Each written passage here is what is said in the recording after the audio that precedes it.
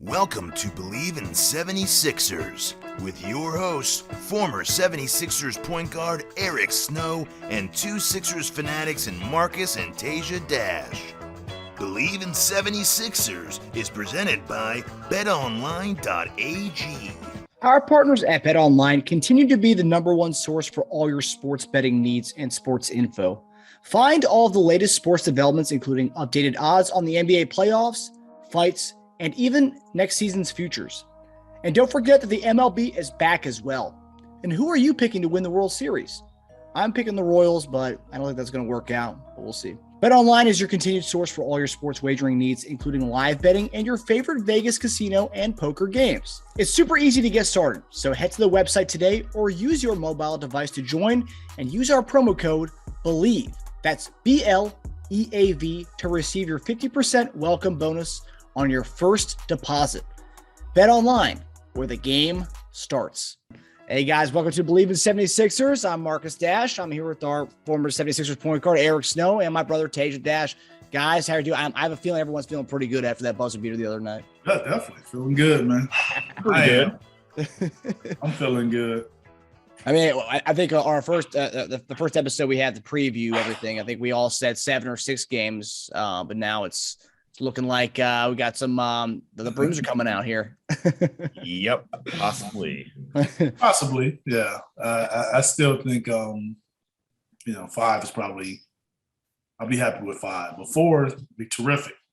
Get some more rest and that closeout game is always tough, so it'll be really, I think, impressive and good for the psyche to close it out. On the road, and the team is, playing with their backs against the wall. Yep. So I guess what you're saying, Eric, we're going to be gentlemen about this, a gentleman's sweep of 5 games. Oh yeah. I mean, I think if I had to kind of go by feel, I'm feeling that way, but I'm hoping we can just go out there and knock it out, this next game and get it over with. It's funny. I get in this zone where I'm like, before the actual series starts, you get all the shit talking between fans, and Toronto fans have been very, very mouthy. And I'm like, dude, once we start beating them, I'm going to lay it on so thick. But then you actually get there, and I'm like, I am a gentleman. So I'm like, oh, you know what? We're beating them so bad at this point. We just took their souls in overtime. I'm not even going to, that's all right. I'm not going to do that. I'm not going to rub it in. Because there's thousands of Sixers fans out there who are doing that. Oh, they're cashing their checks, man. They're posting receipts and cashing checks. Oh yeah, I've seen some people have taken like tweets from a couple years back when Embiid crying and stuff, and all these Raptor fans laughing about it, making fun of it. And there's going right back at these Raptors fans on Twitter. I think it's it's fantastic. I mean, I'm not going to do it. They don't miss a beat now on the internet. It's no matter when it happens. So, I mean, I just think it's, as long as it's all in fun, man, it's just, it all comes down to, what have you done for me lately? I also want to see how the fans, how are reacting to it. Like, Raptor fans are beating themselves up anyway. So I'm like, you know what? You guys just take care of yourselves because you guys have your own problems.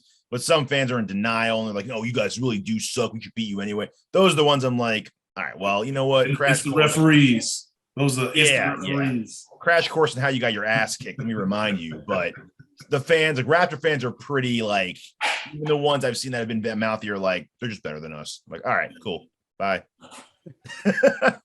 The only spat I've ever gotten into on Twitter was actually this year. It was a receipt that I had from the off season where there's Raptor fans saying they were happy that they traded Kyle Lowry to the Heat for Precious instead of to the Sixers for Maxey. And it was like during the year when Maxey was going off, and Precious True is good, and he started coming to his own towards the end of the season. But I tweeted back after the guy had the same conversation about Maxey. I was like, still Precious over Maxey. He was like, oh, he goes, are you seriously actually having receipts over this? It's like, wow, you must not have a life. I was like, well, I want to get you back for this. But all right. So first topic tonight, we kind of already talked about it a little bit, but obviously, unless you're living under a rock, you missed it. You saw that Joel Embiid hit the buzzer beating 3 to beat the Raptors. In overtime, he was 0-14 in his career on go-ahead or game-winning threes in the final seconds of the game. And he finally got one against Toronto, and it's just poetic justice doing it to the team that, the famous images and videos of him crying to the Raptors a couple years ago and getting eliminated from the playoffs from the Kawhi, the bounce her around the world shot. So with that game and everything that went into it, what stood out to you guys in that game 3 against the Raptors? Eric, what did you notice from that game? For me, it was just the push and the sense of urgency to keep it going. We were, that was a game that I felt like it was easy to just be like, we gave a good effort and it just didn't go our way. But I think it was something that we did. James got in foul trouble, eventually fouled out, and was like, we still felt like we're going to win this game. So we just keep plugging, because it was going their way the majority of the game. I mean, we made a run and they would extend it again. Like it was just going. It was going and looking like, hey, this was their game. But the push and the drive to keep going, keep attacking, and it kind of shows to me some playoff maturity across the board. So I was impressed with that, to be able to maintain that amount of stability, to be able to stay close, stay right into the game, and eventually win it in overtime. Teja, what did you notice from that game? What stood out to you? Number one is no bounce needed for Joel to hit that 3. So that was a great one. Nothing but net, man. That was amazing. And I do love how the NBA came back and said that the Tobias Harris pick was legal and there was no foul there, even though it looked kind of suspect to me. But I just saw, I agree with what Eric said. I saw a team that just focused on winning. They don't want to go back to Philadelphia. They want the sweep. Joel's second half was just incredible. They just look in rhythm. They look like they've been playing together all year. Like it's weird how you saw the bumps and bruises toward the end of the year, and then in the playoffs, they kind of lost that. They shed their skin almost, and they look like they've been playing together a lot longer than they did like last week, it's a crazy jump. Niang was hitting key threes, did his job. I didn't like the amount of turnovers. It's crazy to even win with that amount of turnover. That was my concern, because I felt like that's what we had prevented previously. Yes. But that's what they strive on, especially at home, was offensive rebounds and forcing turnovers. So I was very concerned when we had all those turnovers, especially in the first half. So that was like a concern of mine.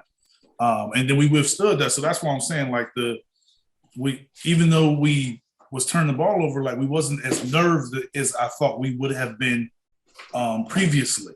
We didn't unravel. Yes. So I kind of felt good, because that's something I think that you can maintain and help you going further into the playoffs.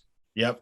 I think if we lost both of those, we would have lost the game. We actually won the rebounding battle. I think we won by like 12 or 14, which is saying that's what Toronto usually at home. They're really good offensive rebounding and forcing turnovers. And I think I thought they really go hand in hand.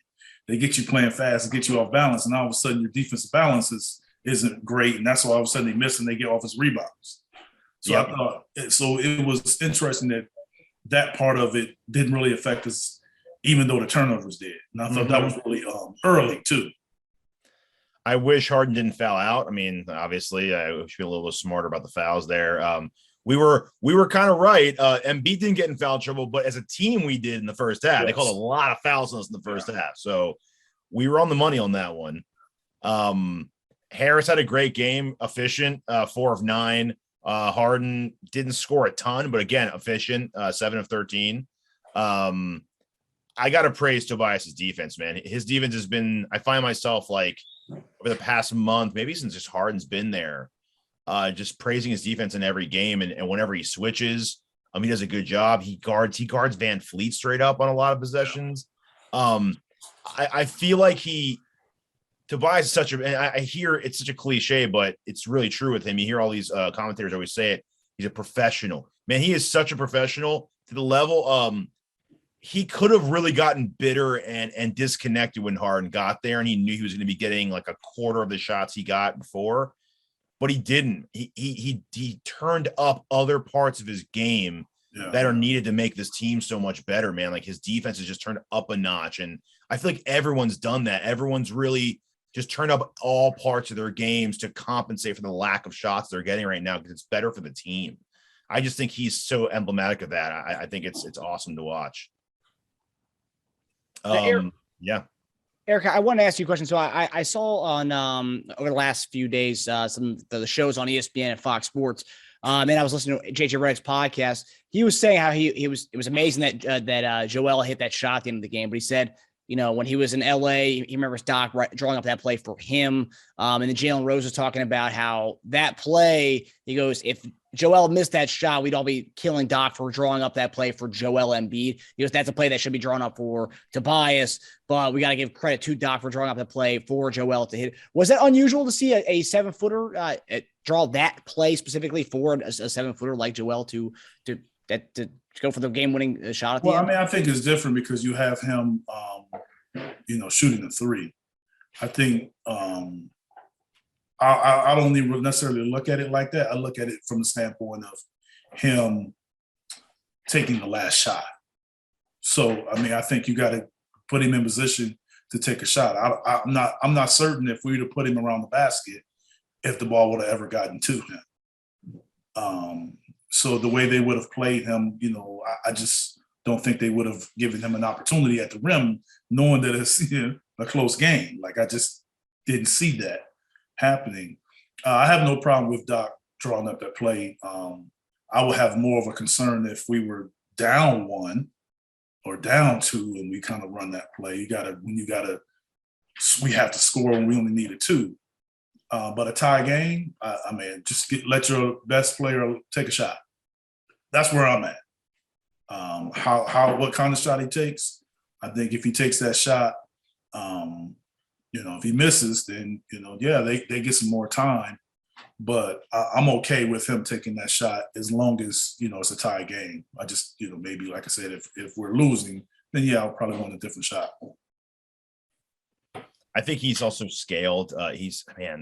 People are just so unfair. And Marcus and I were talking about this the other day. Like, how many guys can score 33, dominate the second half, hit a game-winning 3, and I keep hearing people's complaints, we should be on the block more. Like, what? It's not like he shot 15 threes and missed like all of them but 2. He dominated the game. You have a complaint about him not being on the block enough? Like, come on. Yeah, I think that I get it, but God. I think the difference now is you probably don't hear as many complaints about it now is because I don't necessarily say it has to be the block. I think he has to be in position to where they have to help, wherever that is. Yeah. Because when people say he needs to be on the block, that's pretty much what you want to do. You want to be able to shrink the defense, expose the defense, make them help so you can get open guys or open swing shots. So he just needs to be in a position more often than not to create double teams, put teams in foul trouble, put them in a disadvantage. To me, that's what's needed for us to continue to win because we're playing through him. So if we're playing through him, you need him to be in that state and in that position the majority of the time. Yeah. And then lastly, before we switch topics, we said that in order for us to be successful, one guy has to get in the 30s, 2 in the 20s, the other guys get in the high teens. So Embiid 33, Maxey and Harden 19, very close to 20, and then Harris had 11, very efficient. But then we had 2 guys score 9, so that was a good formula. Yeah, but we also said, and I know I said it a few episodes ago, is that the scoring was going to drop. It did. Yes, scoring in the possessions is going to drop. So that's why I'm saying, like, somebody's not going to be able to give you. You're not going to be able to get a 30 plus and 25 plus and 20. It's not going to happen. There's games when it can happen, but not very often. Yep. Last thing before we go from this topic, I didn't notice this. It didn't really get talked about enough on some of the on ESPN and all those shows. But if you look at our offensive possessions from the time Harden fouled out of the game, we looked kind of lackluster without him being in. Did you guys notice that at all? Yeah, it's kind of hard. I think that for primary ball handlers, sometimes it could be like that. But I just think now you got to find what works and what rotations work. I think without foul trouble, Joel or James, one of them got to always be in the game going forward. So I just think you kind of find a niche. You just find your 8 guys that are going to play consistently and try to keep working that, that rotation. And I think it'll help. And, I will not be in there. I mean, we still got to realize that that's the guy that's in your top 8 rotation. Yep, it hurts. That's not there so that can change things up. That can change up the way you want to kind of look at things. And, so not to say that's the fault. I'm just saying that's what made it different to me. And Harden held it down in that second quarter when we were not really scoring a lot. He didn't do the whole 35-point takeover, but he gave us a reliable. Enough. He's giving, and that's what I was always saying. That's why I felt like he didn't have the necessary pressure that everybody was putting on him, because we're 3-0 and he hasn't had any explosion offensively. Because I didn't think it was necessary if Joel's doing it. Yeah. Now the game that he don't have it or he's in foul trouble, James got to be that guy. He did, yeah. I mean, he kept it from us getting. We were still down by a lot, but he kept it from it getting out of hand. It was staying in that whole kind of range for a little while because of him.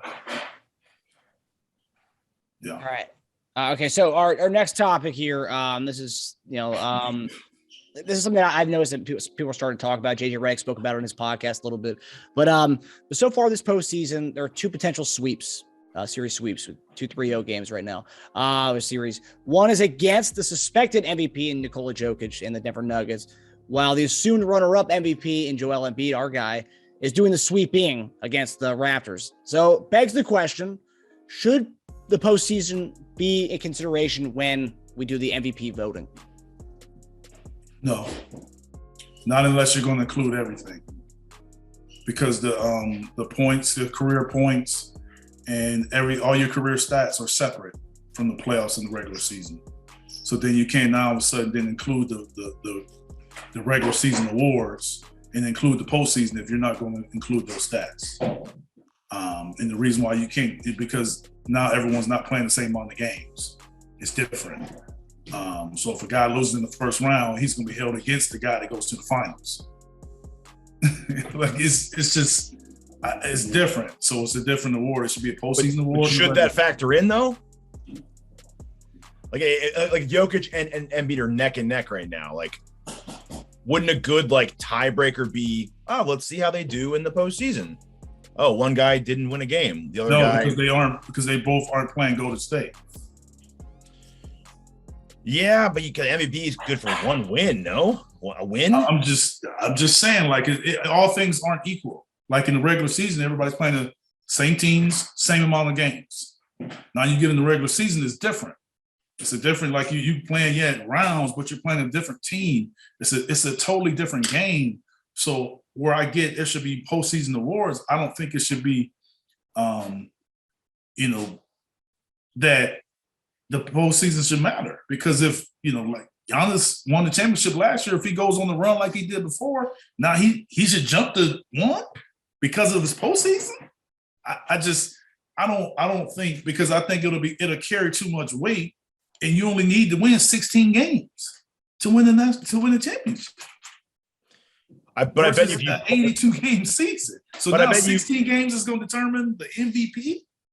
I bet if you polled all the people who voted for Jokic right now, right now, only 3 games into it, I'd love to see the percentage of people that would change their mind. And it's the only thing new information. If they do that, then that shows that they don't watch the game.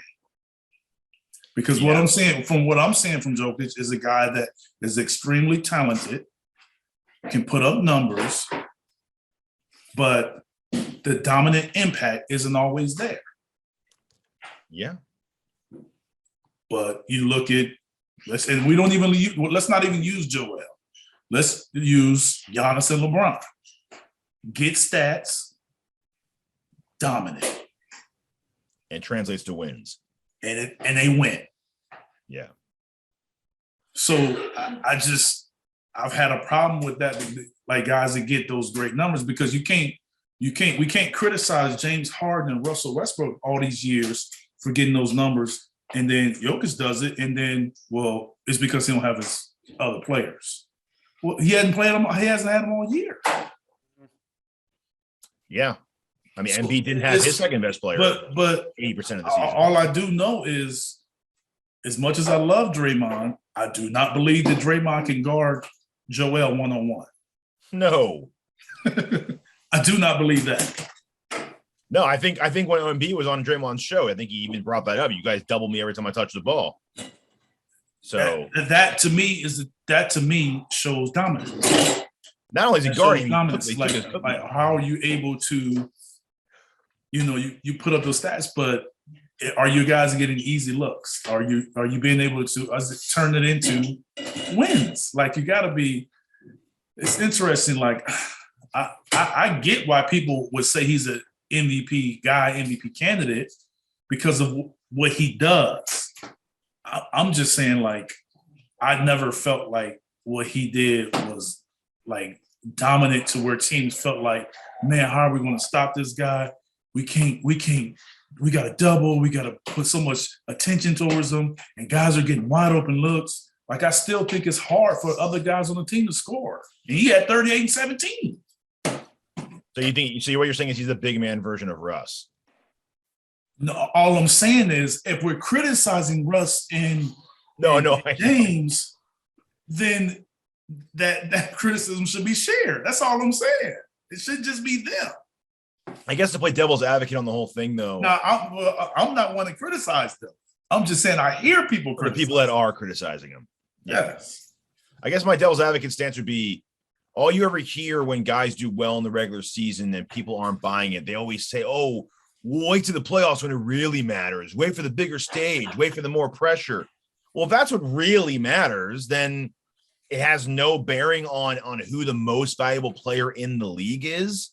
I just think yeah, but everybody's not playing in the playoffs also. But all the MVP candidates are on playoffs. I'm just saying, but what if, because they win. So exactly. you guys don't consider it, but because voters not going to consider a guy that doesn't make the playoffs. That's y'all consider him for an all-star, but you won't consider him for MVP. But see, that's playoffs having a consideration voting, though. But I'm just saying, like, that's because that's a criteria that has always been there. No, I get it. Yeah, so I'm saying, but it's not a rule. People are considering how well a team's doing. So if a guy's in the playoffs and we're considering him getting into the playoffs as a metric, then why not consider his actual performance in said playoffs? Because not everybody's playing in the playoffs. It's not a playoff where everybody makes it and all things are equal. That's what I'm saying. Because so basically you're saying anybody that's don't make the playoffs, you shouldn't be considered for a postseason award. They can be considered a regular season award. I guess they could, because they always narrow it down to three, right? They narrowed it down to Giannis, Jokic, and. Well, I mean, they do that now. Yeah. yeah. No, I know. I don't even know when that started, the whole narrowing it down to three thing. But they narrowed it down to three. So what if, per se, they narrowed it down to three this year by season's end, and if all three guys are in the playoffs, I'm like, all right, well, the deciding factor could be, let's see how they do in this postseason. What if all three isn't? Then you have to go as is. But I doubt. I'm just saying. When's the last time an MVP winner didn't make the playoffs? Well, it could be an MVP that was a 7 seed that didn't make it. Now, I'm just saying, like Kevin Durant could have been an MVP candidate and didn't make the playoffs. No, I'm just saying they could have lost 2 games. So now, all of a sudden, you're judging where guys are playing more games, and you have a good MVP candidate that's not playing, and then people are going to pick differently for him because he's not playing. But it's not about what he's done. It's because he's not playing. But he'd lose that MVP. He wouldn't win because they missed the playoffs. That's my point. Then things aren't equal. They're playing more games. He isn't. So you're criticizing him because his team didn't play more games.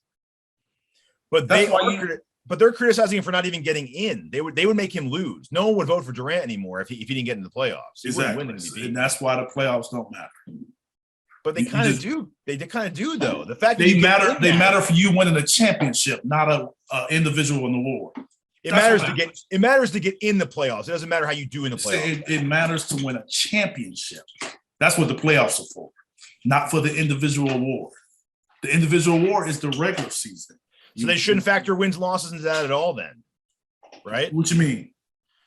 If making it actually playoffs don't have any standing on MVP voting, then it shouldn't be about wins and losses at all. Then it should be purely production. It should be about wins and losses. But that gets you into the playoffs, though. Yes, but it depends on wins and losses. You can have a winning record and not get in the playoffs. But a guy, I think, for the number 1 seed, he gets people always name that as a reason why they would vote for Giannis over Jokic. Yes. I mean, he's the number 3 seed, and Jokic is number 6 or whatever he is. Yeah, but that's when people that have that opinion, that it depends on how much you value winning. I think the real problem is there's not a good enough criteria on MVP. I think it's a criteria. That's the criteria for everything. Yeah, it's. Just, I mean, it's like for every award, it's like that. Like you look at, it's been, the Marcus Smart, the first guard since 1996 to win Defensive Player of the Year. That's crazy. And I know how bad that voting is. Like, AI got more votes than me every year we were together, except 1 year. Defensively, not offensively. Defensively. Come on now. Like that tells you right there how crazy voting is, man. Guys don't watch the games, man. They don't watch all those games. I mean, you can't. AI was picking those passing lanes, and it was funny to him. Like he's laughing. It's hilarious. I bet. So that right there was like, while we were laughing, we like, how serious can you take this voting if you know that's the case? Do you think players should vote MVP? I think they should share in the vote. I think so too. I think they should share in the vote. They're playing against all those guys.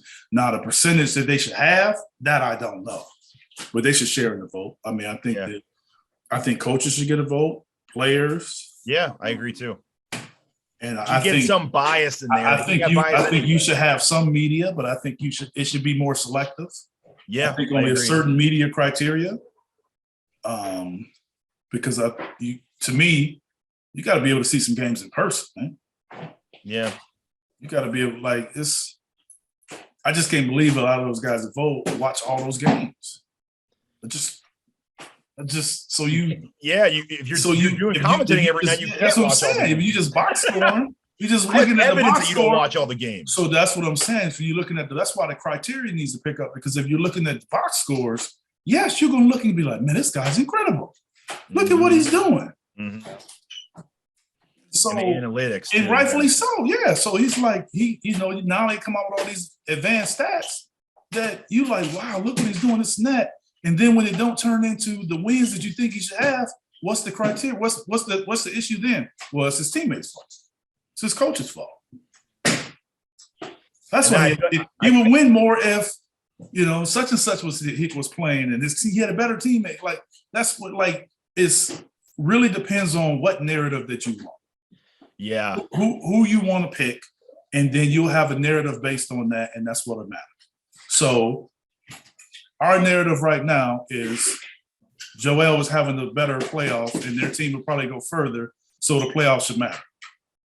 If it was the other way around, it was 3-0 the other way around, we'd be like, the regular season was good enough. I agree with that one. That's an argument for it. Sure. So that's, I'm saying, like, that's narrative. So it's whatever kind of fits how you're feeling. But Giannis is in the playoffs too, so he's also playing well in the playoffs. So I mean, I guess I'd still say that, even though Giannis is also having a good playoffs and not completely choking. But I agree with what you're saying. I mean, but let's take it let's take a different path, a different award rather. Gobert has been Defensive Player of the Year, and in the playoffs, I don't think that dominance defensively has been there. Like teams have pulled him away from the basket and kind of put him in that's how they lost situations. That's how they lost last year. So would people not vote for him Defensive Player of the Year because of the playoff exposure? That's what I'm saying, because so you're going to forget all the success he had during the year, and then now we're going to take it away from him because teams are going at him. That's playoff basketball. And that's what I've told you guys before. The schedules are different. It's no back-to-backs. Everybody got the same schedule. So now they're going to go and game plan to attack something. The Mavericks are attacking Conley, Clarkson. Clarkson rather. They're attacking those guys, and then they're going at Gobert, putting him on in the position where he has to help, and his guys are open. So they'll put him on Finney-Smith. Finney-Smith sets a screen on the shooter, get him to switch, go pop the guy to the corner, say, we dare you to help. Now, that's not helping them, but he's still Defensive Player of the Year. So that's what I'm saying. So now you get in the playoffs because every year's happened, right? Every year's happened. So now we don't vote for him? I don't think he should have won it last year. But so that's not what I'm asking. You might be talking to the wrong person. That's not what I'm asking. That's not what I'm asking. I think Simmons should have got it last year. So that's what I'm saying. That's not what I'm saying. So now if he's in that situation, we're not going to vote for him because of one round? And that's really what it's been, 1 or 2 rounds, and now he's not the Defensive Player of the Year? Because that's what it takes to expose him. But it's happening again this year. And it happened before. That's just playoff basketball. Teams are finding situations. Yeah, and that's what on Reddick's podcast, he said the only one that he said all the other ones, he said if you look at it through time, no one's ever had a problem with Defensive Player of the Year.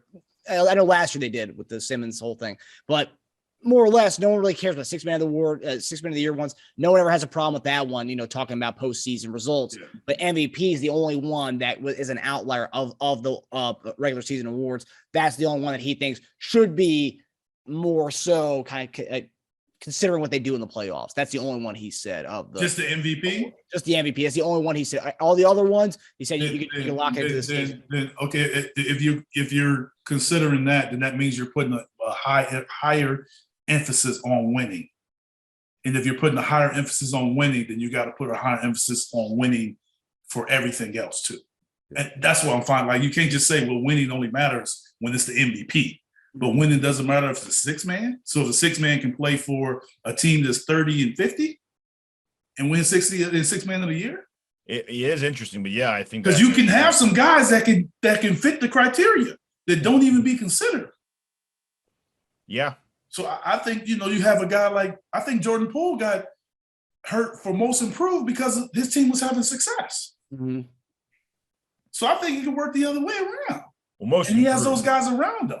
I don't know what they're doing with most improved. I don't think the top pick overall should be a most improved player. I just don't think that should happen.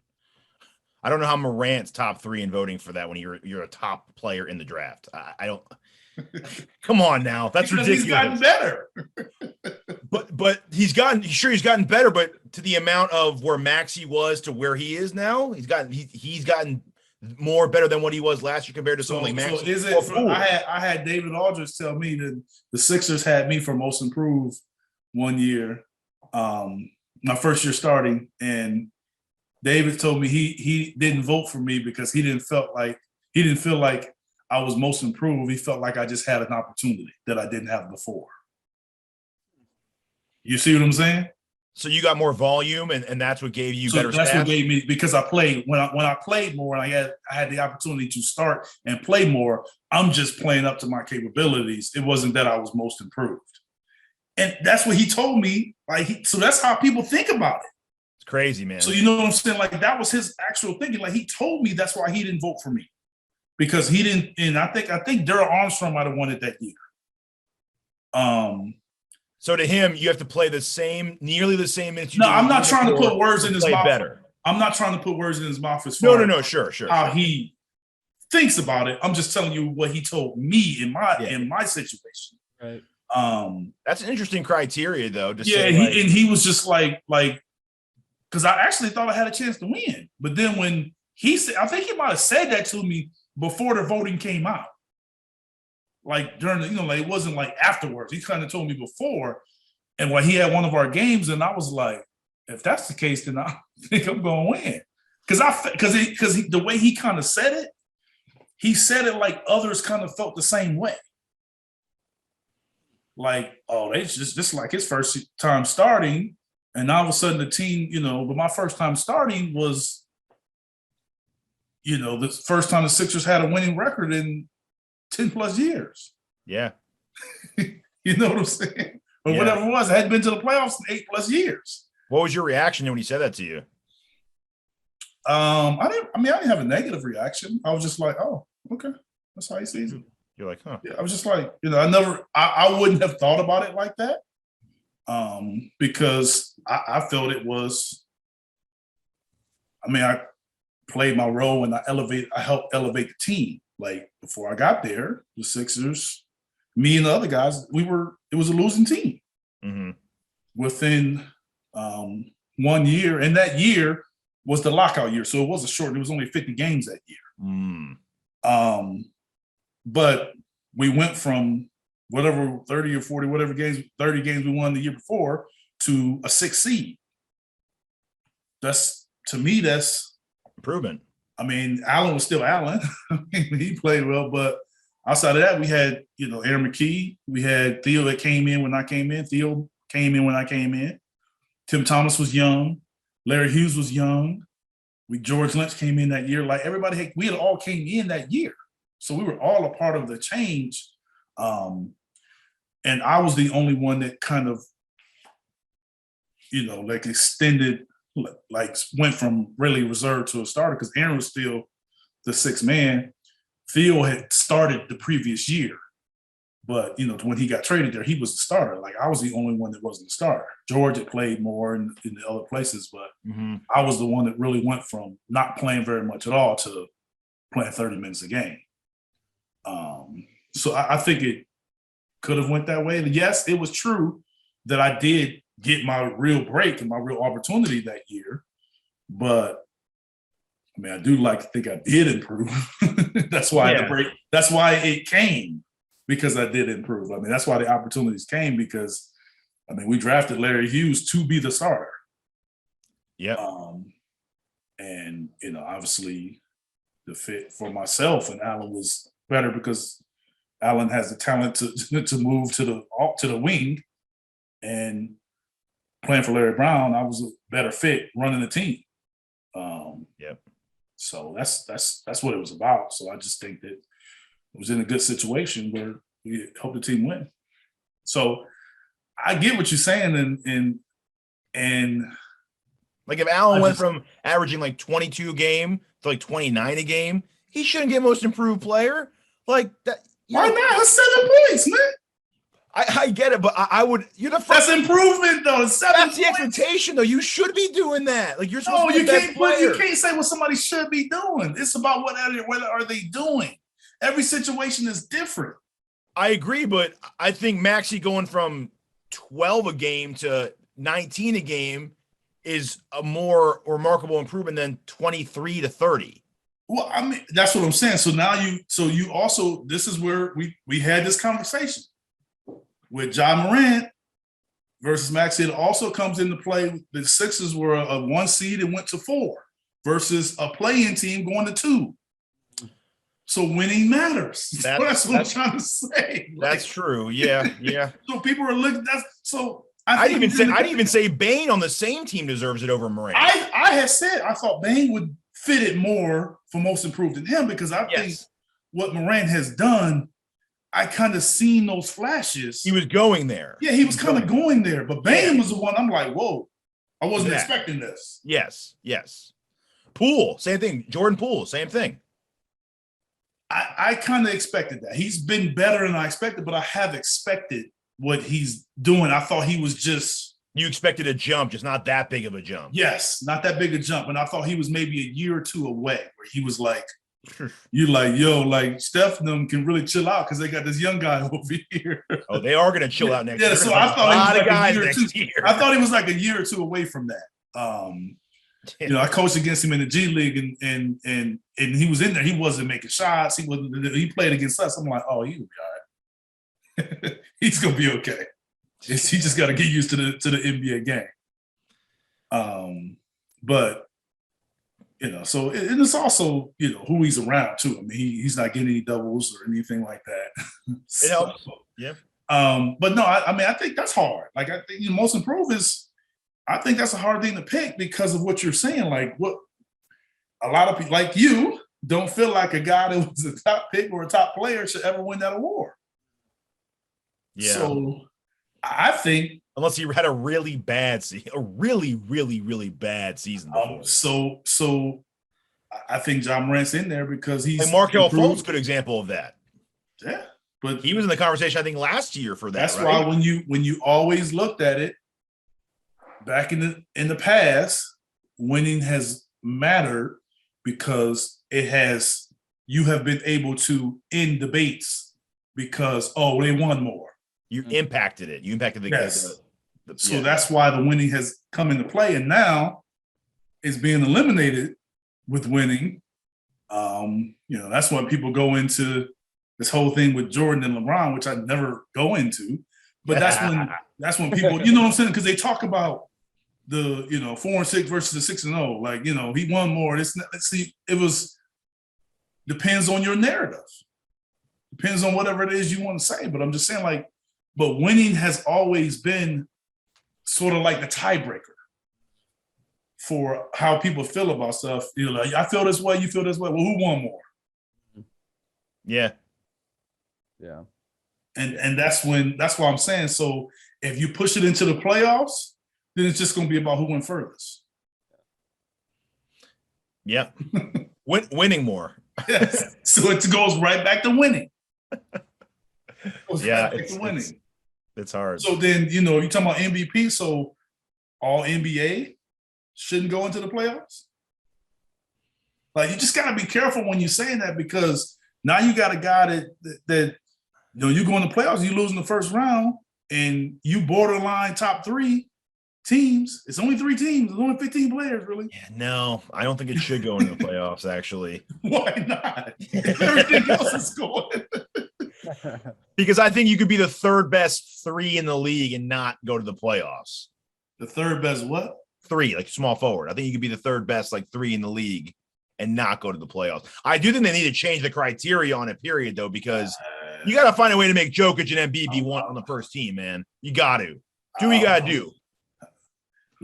One of them need to be listed as a forward. But you can, but the problem is they said, I believe I read this, that the thing that hurts them is you can't get voted for 2 positions. So if Embiid, I'm saying listed as a forward. I'm saying, like, Tim Duncan was playing center, but has always been listed as a power forward. Yeah. PFC. Yeah. I don't, man.